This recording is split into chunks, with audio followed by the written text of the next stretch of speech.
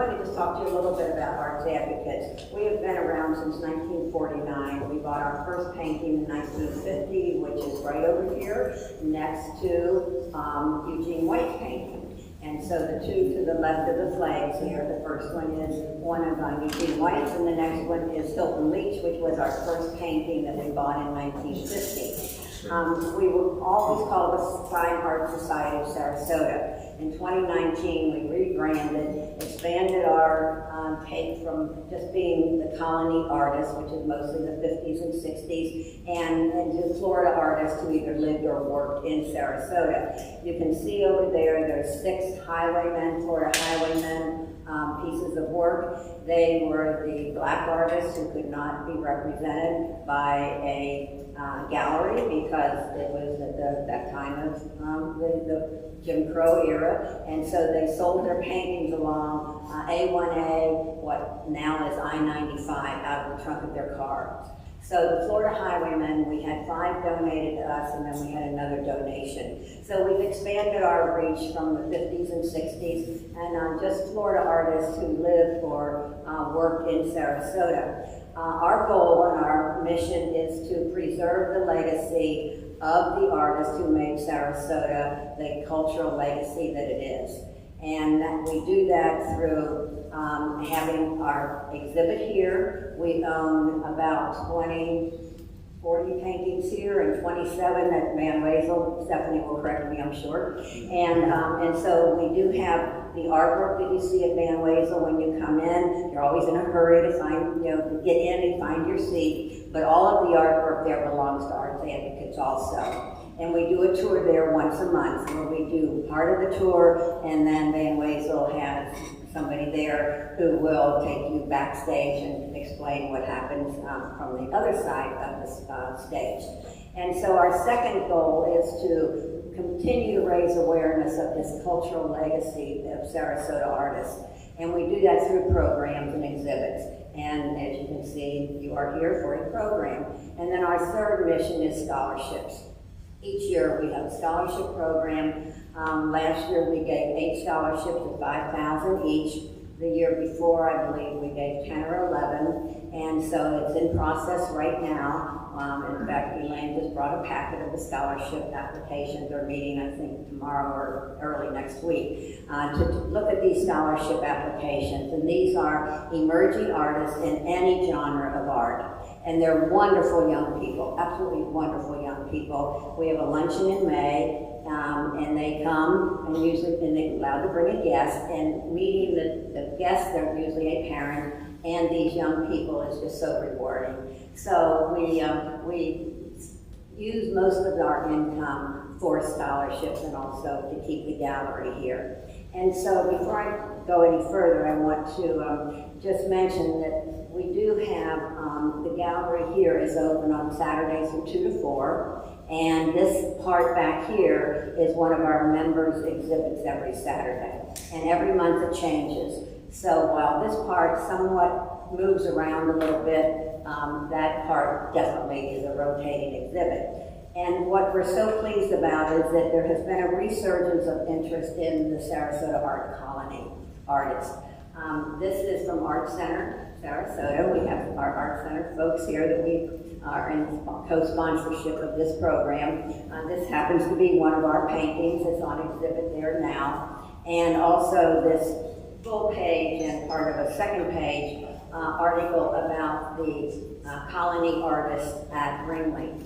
And 2 of the paintings on the front, I believe, are ours. We loaned them 9 paintings. The exhibit just opened last week. It goes until March, I believe, and it's Ringling College. All 7 galleries are open every day, Tuesday through Friday from 9 to 2. So please go look at all of these wonderful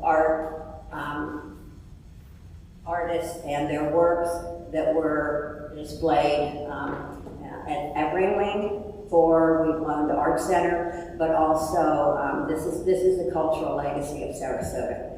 It would not be what it is today, and in a moment I'll talk about the GI Bill, but this is how Sarasota became a cultural center. is because these artists in the 50s and 60s who went back and forth to the Hamptons, which is not like the Hamptons today, I've been told, and they brought their friends with them, they had a good time together, and they painted here and up north. And many of their children stay here, as you're going to find out in just a minute. So, with that brief introduction, probably too lengthy, I want to introduce our two speakers today. Annie Bixler is one of those children who stayed. She stayed, left, came back. I know of 6 of the colony artists whose children are still living here. There may be more. I just happen to know some of them. But this is a bio that she sent, so I'm going to read it because I could not memorize it. She's a lifelong steward of art, story, and place, daughter of celebrated artist Eugene White. Annie's connection to Sarasota began in 1948. She spent winters here while her father studied at Ringling School of Art, now Ringling College of Art and Design, on the GI Bill. Many of the service people who were here during the war came back, and on the GI Bill came back to Sarasota, entered into what I believe was 5 or 6 art schools. Many of the paintings that we have here, the artists had their own art school, and apparently that's what Eugene White did also. Annie absorbed the artistic spirit that would shape her life's journey. A proud Sarasota native, Annie is a graduate of Sarasota High School, so all you Sarasota High School grads back there, 3 of them are here, and her grandson, and you also, where's your grandson? There, and he also, so Sarasota High School is very well represented here to support Annie. She also went to Manatee Junior College, which is now State College of Florida, and the University of West Florida. She raised her 2 children. Where's your daughter? Oh, there's your son. Oh, your son, I'm sorry, son and daughter-in-law. She raised her 2 children in Sarasota before she moved to the Carolinas. She built a series of successful business careers. Then, when grandchildren entered the picture, her story came full circle when she returned to Sarasota, carrying forward her father's artistic legacy, sharing his vibrant paintings and the stories behind them, keeping his creative journey alive for new generations. My mother one time said, you just can't believe you can love anybody more than your children, and then you have grandchildren. So I get that too. And we are co-sponsoring this with our good friends at Art Center Sarasota. And so Alicia Harper is also going to be on the program today. She's Art Center Sarasota Donor Relations Coordinator and the Centennial Archivist. This is 100 years? Yes. 100 years. Get my dates here. She holds a BA from the University of North Carolina at Chapel Hill, an MA in Applied Art History with certification in Museum Management from the University of South Carolina. Her professional experience includes work at the Harpeth Gallery in Nashville, Vanderbilt University Creative Services, the Center for the Study of American South, and Duke University Press. A passionate advocate for arts education and public engagement, Alicia is docent emerita at the Ringling Museum of Art, and she currently teaches online art history and humanities at State College of Florida. And so with that lengthy introduction, I am going to turn it over to Annie. Thank you all for being here. I've been looking forward to this for some time. And last time I forgot to introduce my families and my friends, so I'm going to do that right now. My husband Joe is here, my daughter-in-law Kristen, my son Todd, and my grandson Will, and the class of 64. Please stand up. Family, the class of 64. Thank you so much. And thank you to the Arts Advocates for hosting this. It's just always a pleasure to, can you hear me? A pleasure to talk about my father, one of my favorite things to do. And this is an especially exciting time for the heirs of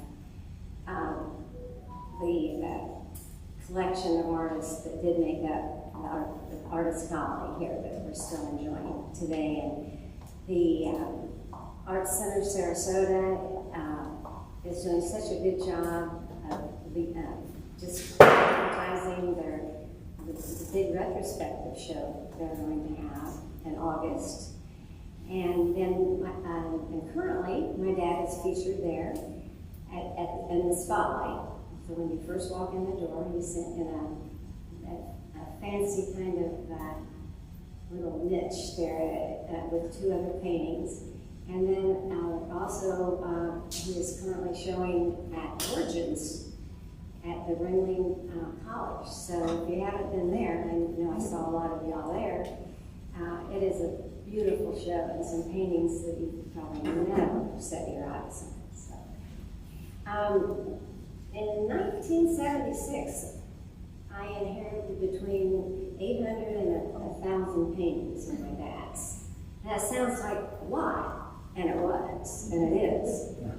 But some of them are small, like this, that he stopped alongside the road and got out his palette and did a quick sketch. Might have taken him 15 or 20 minutes. This one has a little surprise I'm going to tell you about at the end. But, and some of them were these sketches, the 8x10s.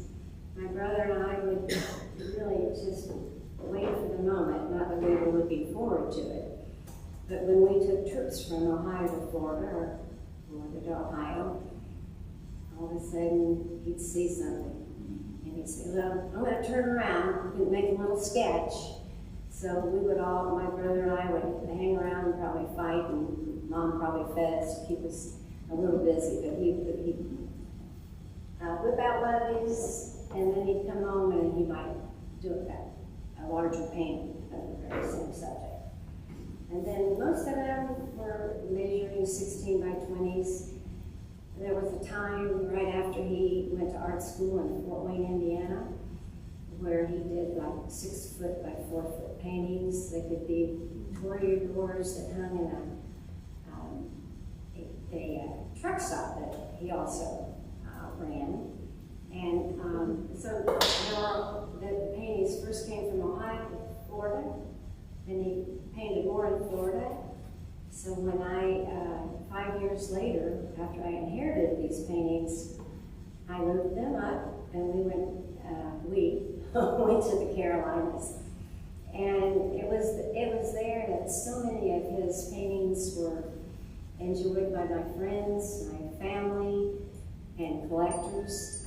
I showed them in galleries and in private showings, and this has happened more than anything. People come to my home, and who did all this? and when I tell them, then more than likely they walk home with a painting, or go home with a painting, or come back and look at more. So I've had real success with selling his paintings like that, and it's nice to have them around, and not around my house so much, but knowing that other people are enjoying them, because that's what he was all about. In fact, he never did ask enough for his paintings, people said. So he's out there. It's really nice to have that. So I was asked why I'm interested in continuing his legacy. And the main reason is I saw the interest, and I saw people enjoying them so much, so why not? And I've always said I thought we've got cheated out of about 20 or 30 years of Eugene White, because he died at 52. And so he would have been going on. He would have been here now, but he would have had a much bigger collection. So I think he had a whole lot more to say than we were ever going to get to see. And the second reason that I wanted to carry on his legacy is I know there's lots of good art, we all know, in Sarasota, but there was a uniqueness to his art that so many people do recognize. So I wanted to make sure that anybody that wanted to have his paintings would have those. And so very thankful for what is happening now in Sarasota with the Centennial, and I'm just hoping that it continues, and the interest in the artists that made Sarasota so special will still be represented and on your walls, and everybody's walls. Before I hand the microphone over to Alicia, I'll start with this little painting. Well, actually with a little quote. There was a famous critic from Boston, and he also wrote for the Sarasota Herald Tribune. And he said this about my dad's paintings. This was at a Lombard Key art show in 1957, I think. Eugene White, another young artist, presents oils, mostly landscapes, handled in poetic fashion, often with a lightness and sparkle that comes close to the effects of watercolor. He is an impressionist who can make much of figures on a pier, never telling the whole story, but suggesting a great deal to make decorative composition. One senses that this painter has had fun at his work. He ought to go far, or abstain. So, the dog track. And this came to me, actually, I was going through a box of sketches. And this painting was kind of brown, because it had retouch varnish on it, so I started cleaning it. And I got to a good place, and I said, I think I better stop. And then I looked, and I saw these two little dots. You won't be able to see them. You probably can't even see them. Two dots. Oh, there, to the left of the house. Right. They're two greyhounds. One has on a little red sweater, and one has on a white sweater. I pass this around. It's kind of fun. So that's how I think he finished that little painting. And then he said, I think it's dogs. And he took his palette knife. It was very, very thin. In fact, I remember it was so thin it broke one time. And he had the dog to get someone to solder that back. And it has been soldered back together. And I think he used the tip of that tiny, tiny palette knife to put those dogs in there. So I enjoy showing that to you. I have two fun stories. I think I have the time for both of them. This is called Easter Bonnet. And I think I might have been about, I was old enough to ride a bike, so maybe, and I was in school, I'm going to say seven or eight here. And we had been shopping for my Easter dress. That's all I could get to be a dress, but I saw a bonnet. And I said, do you think I can have this bonnet? And he says, I don't know, would you pose for me in it? And I said, oh yeah, that's easy, because I did that all the time anyway. So a couple of weeks later, I get off the school bus and run in the house, put on my little brown jacket, getting ready to ride my bike, and I go past him, which was always a scary thing to do, because he might ask you to pose, and he did. He said, hey, what about that Easter bonnet we got? You can pose for me in it? And it wasn't, later, I had to do it then. So I was pouting and not very happy about it. And well, the other thing he said about portraits, though, is he said, because people would say, wow, Kevin's smiling. You really don't see a lot of portraits smiling. Because he says, nobody likes to do it. Why would they sit there and smile for 3 hours? That's Easter bonnet for you. And then, let me move this. This is a collector's favorite. This is a G play. I'm hanging on to the original. This is called 7, 10, 9, Go. And I remember the day he came home and told us a story. He said, well, I was in Newtown today, and I sat over in this lady's front yard, and she must have been babysitting, because I don't have all the kids for hers. He said, but they were playing hide and go seek, and this one little boy said, well, I want to be in it. And his big brother said, you can't be in it, you don't know how to count. Yes, I do. And so he came up and put his head against the house, and he goes, 7, 10, 9, go! So, Daddy loved that. And do I have time for another thing? This is young ballerina.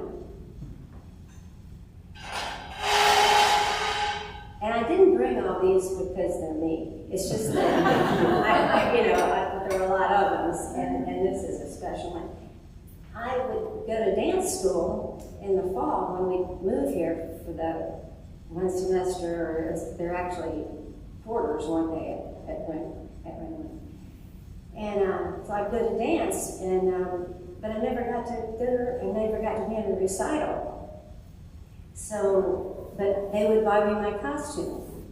Well, this year, they had, the lady was finished and they had the tiaras, so I had my sequins. But in this particular, I never had the sequins on the skirt because he had to put those in later because she hadn't finished it when we went to Ohio that year. I guess we're going to have questions and answers later, but I just want to thank you all again for coming and giving me this opportunity to write a little bit about it.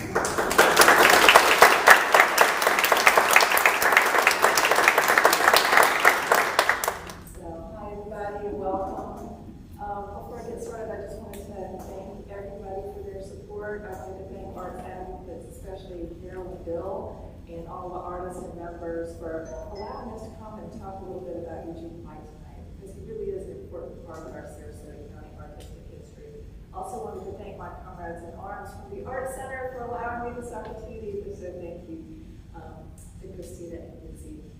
I appreciate your support. And thank you for letting me do a job I love, which is moving and talking about art quite a bit. So thank you, everybody. And thank you to Amy for sharing, giving me access to all the beautiful paintings and the stories and the archives. I really do appreciate it. Thank you. So, first of all, I have a little PowerPoint about Eugene White, and many of the images that you'll see, Ian has brought the originals for you to look at later, and this may prompt a couple of questions or two at the end. I'm going to do this here. I've got my bifocals. We're going to see if I can project so that everyone can hear. So, Eugene White, or Gene to his friends, was born in 1913, and he didn't mention, but he hailed from Middle Point, Ohio, where his father and his grandfather had worked, and they owned businesses there since the 1930s. Middle Point's kind of a small farming and quarry town. At the time that Andy was born, there were maybe 400 people that were from Middle Point, Ohio. But it was an important town that people would travel through. After World War II, it started to pick up the pace with the population a little bit. But Eugene served in the military, and I'm not sure. Do you want to be allowed? Okay. I just can't, I'm not coordinated enough to do bifocals and apologize in advance. So his unhappy experiences during the war years really had a long-lasting impact on him and his worldview. And you can see this reflected in the subject matter of his paintings. He realized that he had to live in the moment day to day to appreciate beauty. And a lot of these paintings are really going to demonstrate that. So he attended the Fort Wayne School of Art in the 30s. And then after his return home, he decided he wanted to pursue that passion for art. So what's going to happen is his wife was going to go with him. She accommodated him, both as his muse and inspiration for a lot of his paintings. He had inherited the family truck stop and the 100-acre farm. And so 6 months out of the year, he was going to farm, and correct me if I'm wrong, wheat and corn and soybeans. And then the other 6 months of the year, he would be a snowbird to Sarasota, and he would attend Ringling College and really try to make art his profession. So he was using the GI Bill at this time, so they began in 1948 to traveling, half the year in Ohio, half the year in Sarasota. Now, while he was in Ohio, a lot of his paintings look similar to what you see behind me here. He tried to capture a sense of shared community values, family values. You're going to see a lot of scenes of farming, of people that work on the farms, individuals from around the town, such as the local telephone operator, people at work, people in the fields of flowers, and a number of paintings of Annie as the lead top. So Annie had said that while he was at church in those days, he would be half listening to the sermon and drawing on the back of the church program, notating ideas for the next painting that he was going to be working on later that week. Now, at home in Ohio, I have been told he used the dining room as his painting studio, and he continued that practice once they moved to Sarasota.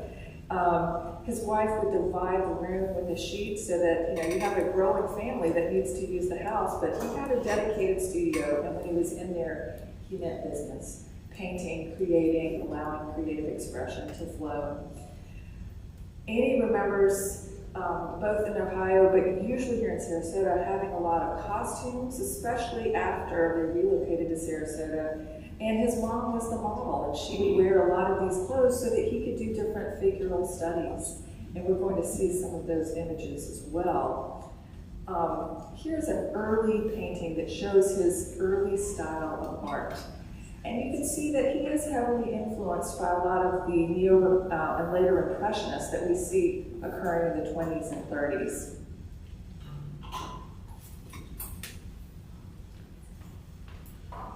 During the years that they lived near the Sarasota airport, we know that he painted out of doors, and Annie and her mom often spent endless hours posing for his figure studies and for his final works.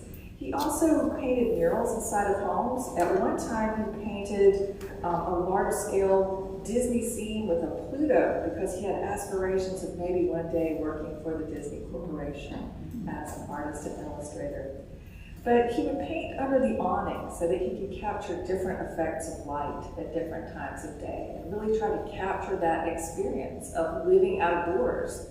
If you think about it, if you're used to coming from the Midwest, it has particularly harsh winters, and some do in Ohio, it must have been a revelry to come to Sarasota to be able to paint outdoors almost every day of the year. Just not this week if you didn't live today, because that wind was just too cold.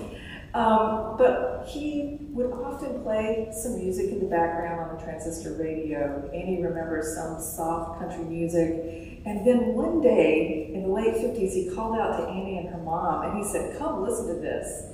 And it was Elvis, and you never know where inspiration can strike. Times were changing. So if you look closely, that's his wife as the model for Potting Time, and this is in his earlier style. If you look at the flesh of the neck and the face and the arms, you can see it's modeled with fairly flat planes of color, whereas the surrounding parts are rather discontinuous brushstroke and long drags of the brush down the canvas, which gives us a more unique Eugene White style. So it's not just strict impressionism, it's more of a realist impressionism, and he definitely had his own particular techniques and styles. If you look at the hands, you kind of feel that implied movement. She's going about her daily activities. She's cutting the plant's roots so that she can pot them. I especially love the touch that the empty artist paint cans are being used as containers for the next flowers. So it's really personal. But this is kind of an intimate feel, a slice of life, capturing life out of doors and everyday activities and finding the beauty in those everyday scenes. Now, another thing I want you to notice is the face. Notice how he sparingly uses pigment and form. So we have just a quick dash of pink for the lips. We have a tinted brown, just one slash for the eye. And then we have kind of a peach curlicue for the ear, but you seeing it from a distance, it works perfectly so that you're seeing the full totality of the face and the body.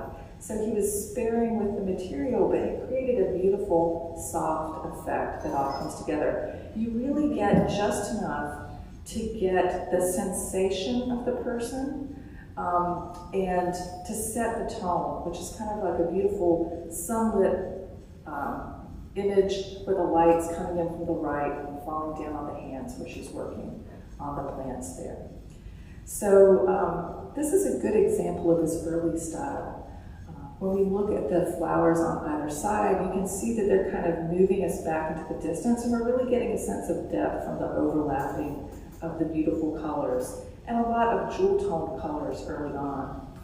Now, Annie talked to me about their trips when they would commute back and forth from Ohio to Florida, and he would only stop if he saw something he wanted to sketch for a painting.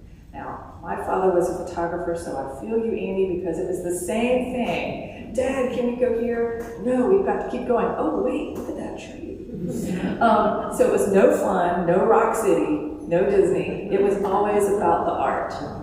So I feel you there. But he created an incredible number of beautiful sketches that he later developed into full-size paintings.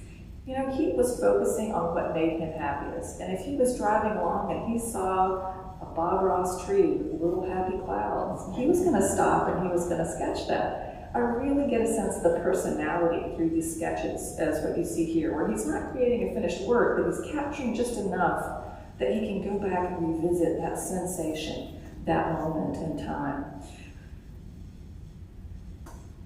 Bifocals failing me, folks, I apologize. Jean commented, there is beauty in everything, whether it's a field of sunflowers, the changing color of the trees, the azure hue of a hot day's sky, or even wilted flowers by the roadside. There is beauty in everything, and as the artist, we capture those things.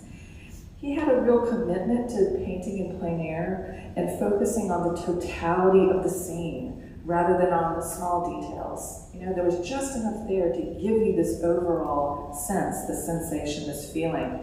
And because of that, a lot of his work feels a little more modernist than some of his compatriots that were working in the style at the same time. Now, some of his works from this period focus on strong color and really give you a sense of the American experience. If you think about the time period, people are now having greater mobility after war. There's an ease in travel, more people are owning automobiles. Sights seen from a moving car window as you're whizzing past. He's capturing those in the moment. In many of his scenes from Georgia, which I accidentally did, I'm sorry, let me skip right past it, you can almost smell that red clay that he's trying to capture, that red clay that's under your feet. He's doing it with a sparing amount of that clay color, but you get that feeling, like I identify that is that Georgia red clay. And it evoked all the senses, the heat of the day, the beauty of the sky, just kind of the open expanse of things that were positive during this time period. I also wanted to show you images of Florida's warm, sunny skies that inspired him. He did a lot of coastal scenes, piers and marinas, suburban landscapes, cottages, farms. All the way from North Florida to Southwest Florida, he captured a sense of place. Almost always, there's some form of human activity. The figures help to populate and to give you a sense of scale and activity. There's the hum of daily life underneath the brush strokes here, just underneath the surface. Jean starts to move towards capturing mood above descriptive detail, giving each painting a warmth and a depth that is sensed more than thought about and contemplated.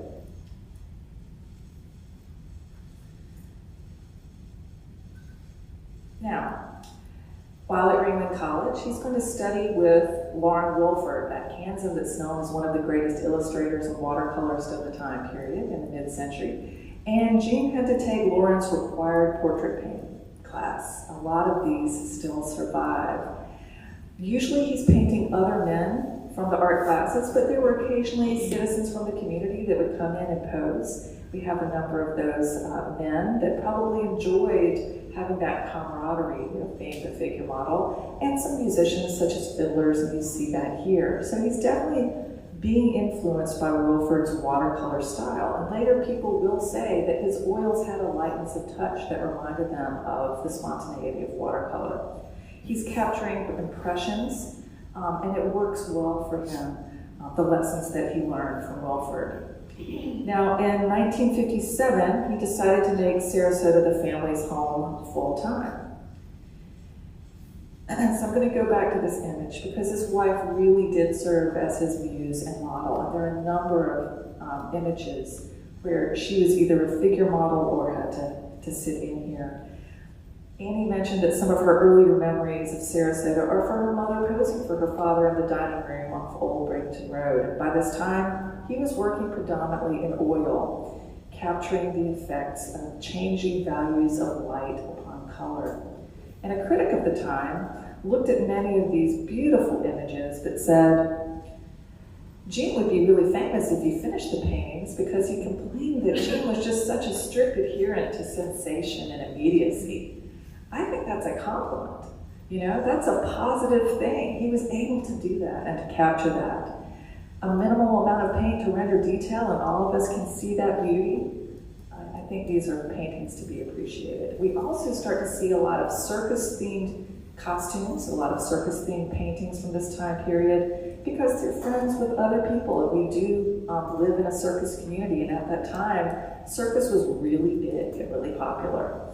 So we often see Amy's mom with different guises, and some of their friends from the Christiani family, if I'm not mistaken, also posing here. So now we can go back here. Talk a little bit about life in the community. Moving into the 50s, Eugene White became really busy. He was selling his works. His works are in demand. He was exhibiting across the United States. More than 120 exhibitions at last count. He sold many works, and as she said, he didn't just ask for top prices. He wanted to remain accessible, and also he was just so pleased that people appreciated his techniques and his approaches and his subject matters. Now, White in his uniform, dark polo shirt and gray chinos, and he says that during this time period he only owned one necktie and one suit. It always had to be clean for the next exhibition opening. He was probably an imposing persona. He stood around 6 feet tall, standing at that easel, despite having a very gentle public speaking voice. Annie mentioned that when White had an important show, he would always go down to Mr. Hartman's frame shop in Sarasota and would sometimes spend time at the DeSoto Road studio. Annie, who went to Sarasota High School at this time, if I'm not mistaken, he went to high school with Mr. Hartman's son at this time. She remembers the bustle of activity that would go on around the frame shop, and sometimes the kids were allowed to take forks and apply the gessos to the frames to get them ready for the next show and leave their fingerprints on that for longevity. So from this period, we start to see a lot of familiar scenes from around Sarasota County. Talavas Road, the bait shop near the Anna Maria Pier or Cortez Road, and Mrs. Cobb's house. And sometimes there will be multiple views of paintings. For example, Mrs. Cobb's house, there's more than one, and there's also the Cobb's Marina, if I'm not mistaken. So there was a definite close connection with the Sarasota community. You know, he was finding things and finding the beauty in the everyday. Things you might drive past and not appreciate. Now you realize that is fine art, seeing it in a new and different way. It would really be lovely to see some of these in the Historical County Collection because there are so many community ties and there are so many children of artists and so many people that are, you know, in love with the history of the county that would appreciate to see these on display. But we'll work on that. As Annie mentioned, there's currently an exhibition going on of his works, and we'll come back to that later. We'll circle back. Now, in the 1950s, he became an instructor at the Bradenton Art Center, and in 1955, he was honored as one of its favorite teachers.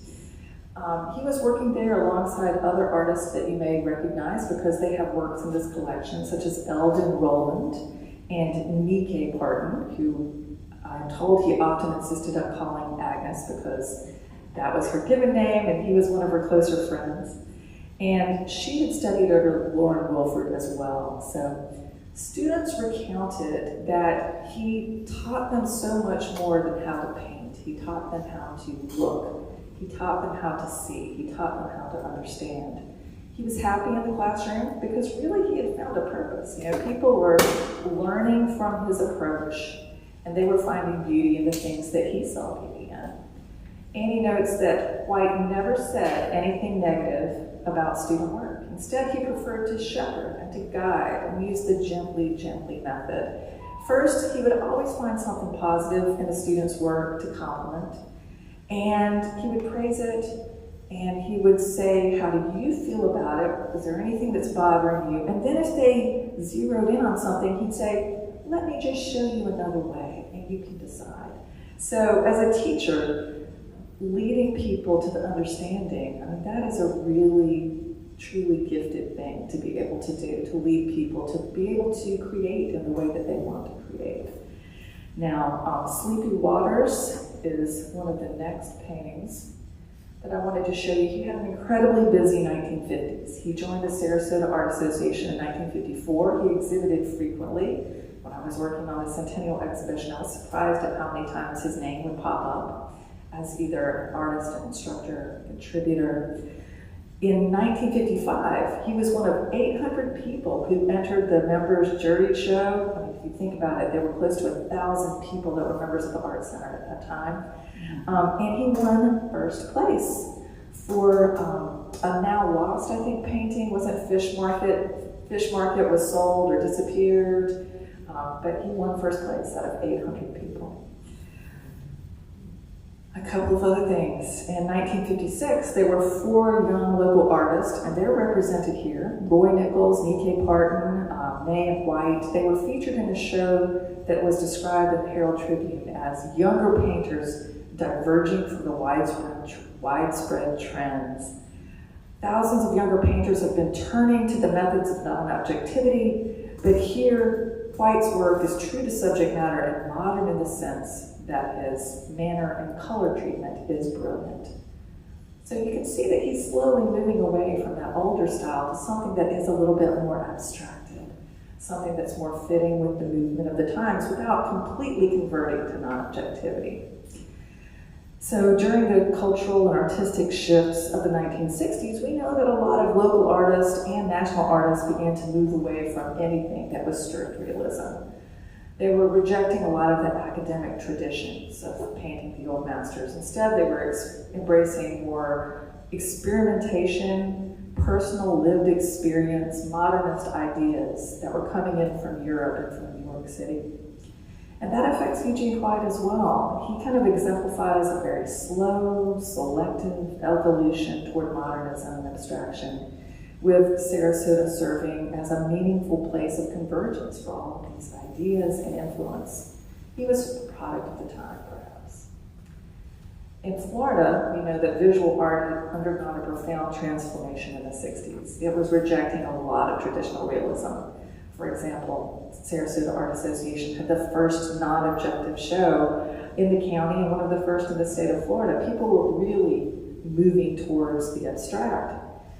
And I think this reflects some of the broader cultural changes that were going on in the late 50s and 60s. We've got the civil rights movement. We've got skepticism towards established authority in the late 60s. We have Cold War anxieties that persist until the 70s. So rather than only depicting recognizable scenes, we can see that moving towards abstraction becomes a more acceptable language of feeling, sensation, and tone. And that shows in White's works. Works of art are records of the artist's presence, the artist's decision-making, rather than just a window to reflect the external world. We've moved so far from the Renaissance by this time. So it's a shift in artistic creation, and we see that reflected with Eugene White. Now, by 1957, he was receiving a lot of critical acclaim for his work. Amy mentioned some of those. He exhibited in at least 17 one-man shows in 1 year. Art League of Manatee County, the Art Club of St. Petersburg, Bel Air, Brumback Library, Clearwater, Daytona Beach, the DeBerry Mansion, where he became the artist in residence for a number of years until his death, Miami Beach, Toledo, Ohio. I mean, there's so many others. 17 one-man shows. When you think about that, 1958, he had 3 one-man shows. That was more than 60 paintings, so can you imagine 17 over that time period? Amazing. Very prolific. In 1959, 2 of his historical paintings depicting Hernando de Soto's landing at Shaw's Point were actually purchased by the Bradenton Chamber of Commerce, and they were presented to the De Soto division of the Chrysler Company and to the Milwaukee Braves, if I'm not mistaken. Unfortunately, I could not find in the archives images of those to share with you, but I'm still looking. A couple of other things. He received the Ohio Governor's Award for a large painting of his favorite subject, Annie. You can see here how he is really moving towards modernism. So we're looking at 1940s style, which feels impressionist and realistic, kind of like a regionalist interpretation. where we are in the mid-60s, he's come a long way. Notice how he's moving away from using the brush to almost entirely using the palette knife. And as she mentioned, he had a favorite palette knife that had to be soldered when it broke because it was the one that he used to create. It was an important thing for him. So we're moving away from greater realism to something that's more about luminosity, the play of light, the sensation of light on different surfaces. So it's still representational, but even though he argued in the 40s that he didn't like all the modern crap, you could see that it had an influence on him, and he slowly shifted towards abstraction. So once firmly rooted in Wilford's Ringling College academic tradition, now he really finds himself. That's one of the advantages of seeing a prolific artist in his youth and his mature style and moving towards a later style of change. You really see how art flows through the creative artist and evolves over time. Because as human beings, we are constantly evolving, or at least we hope to. Time changes us all. So gone were the usage of all the heavy greens. He loved color combinations of different greens, primary, secondary, and tertiary, and moving towards something that really has a more modern feel about the clouds and the water reflecting the light. And he also has a new approach to form with that palette knife. You can feel kind of the cubic quality, in a sense there. That's kind of neo-cubist. I don't think Picasso probably influenced him. I think it was the magical palette knife.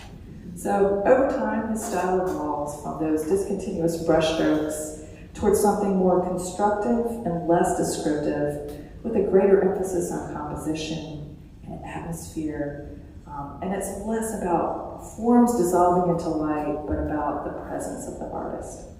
So, the very deliberate, constructive quality that we see here that feels more analytical than sensory as we move towards 1966. This is one of my favorite paintings by Eugene White. Just a couple of other things I wanted to mention quickly, and I know my time is short, so I will try to keep it short. He produced a series of paintings in Newtown in Sarasota County, and one of those, The Butcher from the series, was selected from the permanent collection at the Van Wezel Performing Arts Center. Here at Arts Advocates, there are two that you can see today. There's Homecoming and People to People on that wall. The Ringling School of Art now owns some of his early portraits, and that is where we end up today. Sadly, according to newspaper reports, word has been received here of the death of Eugene White, artist and art teacher, of a heart attack at his home in Sarasota, January 14th, 1966. White, 52, had been teaching art classes and teaching at the DeBerry Mansion for several years, gone too soon. So a life cut very short.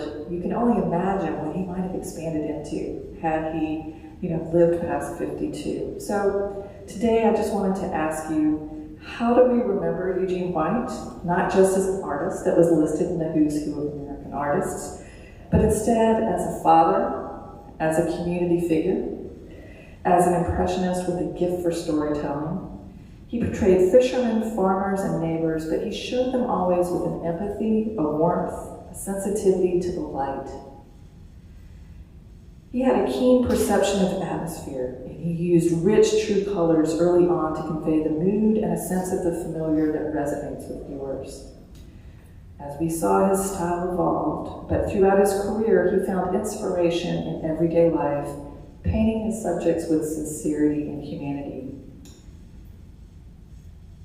Annie, Gene's little ballerina, thank you for sharing his life through paintings with us.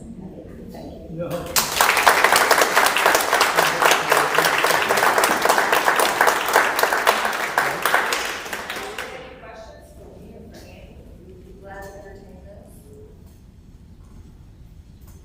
Annie, did you go to Miss Byron's dance school? Yes. You did? Did you go too? I did too. That's ridiculous. I want you to know that this is my friend Hal, and he lived on the east side of River Bayou. And about 2 weeks ago, I had questions about some of these paintings, exactly, especially the ones at River Bayou. And he helped me out a lot, figure out exactly the code, Whitaker code there. But he told a wonderful story about, did any of you remember Smitty's bake shack at Whitaker Bible? Behind Harry Banks' fish market on the bridge. And my Todd has that painting of Smitty's, but I finally hadn't got a name for Smitty's. I just called it the bakehouse. But he said that Smitty used to tie a boat up to a rope at one end of Smitty's and then put the boat in the channel and give him a fishing pole. So 2 or 3 of his friends would be in a boat. But we had to have a note from our mother before we could do that. But he had put that you could get a dozen shrimp for 36 cents, and you could divide each shrimp 3 times.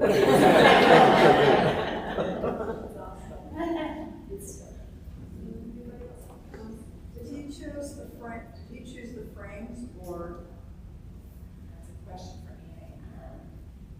He did, and he did. If it was going to be a special exhibit, that's when he would go to Mr. Hartman, and then sometimes he would try to build the frame, and then he would get gesso and let us paint on that, and then we had our fork, and we would take these horizontal lines across that frame. And so he was trying to, save some money, so and that helped. Yeah, I know Bill Hartman always talks about all the people that were in his house with Marty and his dad. Did you grow up with other artists' children, and did you With friendly with them? we didn't like play a lot, except when we were all at the art school at the same time, Ringling at the same time, we would do that. Were your parents like social with the other artists? With other artists, Yeah. With other artists, yeah, yes, but there was one time when we lived out in Soto Trailer Park, and Jim Strickland lived there, and Rita Williams, and her husband, and so a lot of people lived in trailers, a lot of the artists, and then we also lived near the airport. And a lot of artists had their homes in the barracks there and their studios. Does that answer your question? Yeah. Okay. Were your grandparents supportive of his choice to be career choice as an artist? He lost his parents early. This was a family history of heart problems, and then my mom's parents. I don't know. It's funny you ask, because they didn't not support him, but they did call us bohemians. That's what I'm just saying.